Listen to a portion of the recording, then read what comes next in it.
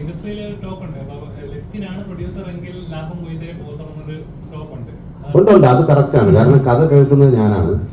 ഞാൻ കഥ കേട്ട് ഓക്കെ എല്ലാം പറഞ്ഞ് സന്തോഷം എന്ന് പറയുന്ന പുള്ളിയുടെ കൂടെയുള്ള ആളാണ്. സന്തോഷേട്ടൻ്റെ ഞാൻ പറഞ്ഞൊരു കഥ കേട്ട് ഞാൻ നല്ല കഥയൊക്കെ ഒന്ന് ഷെയർ ചെയ്യും.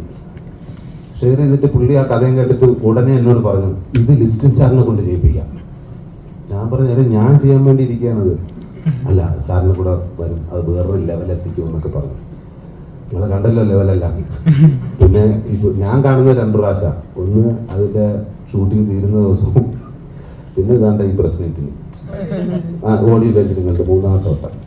കണക്കുകളൊക്കെ കറക്റ്റായിരുന്ന അത് കണക്ക് കൂട്ടാൻ അറിയുന്ന ആള് കൂട്ടുമ്പോൾ കറക്റ്റ് ആവും. പക്ഷെ സുരാജ് കൂട്ടുമ്പോ എങ്ങനെയാണ്? ഇവനെങ്ങാനും പ്രൊഡക്ഷൻ കമ്പനി ഇവൻ കണക്ക് കൂട്ടി തുടങ്ങിയിരുന്നെങ്കിൽ പഴയ റബ്ബർ വെട്ടിൽ തന്നെയൊക്കെ തിരിച്ചു പോകുന്നു.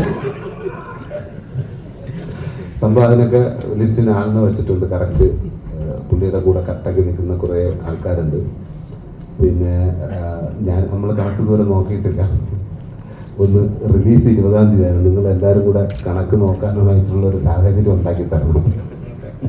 എനിവേ, നിങ്ങൾ പ്രതീക്ഷിക്കുന്ന നിങ്ങളുടെ കണക്കുകൂട്ടലുകൾ തെറ്റിച്ചുകൊണ്ടിട്ട് ഈ സിനിമ ഒരു വിജയമാകും എന്നുള്ളതാണ് എനിക്ക് തോന്നുന്നത്. കാരണം ഇന്നലെ ആയിരുന്നു പടത്തിന്റെ സെൻസർ. ഞാൻ സെൻസർ ഓഫീസറുമായിട്ട് പോലും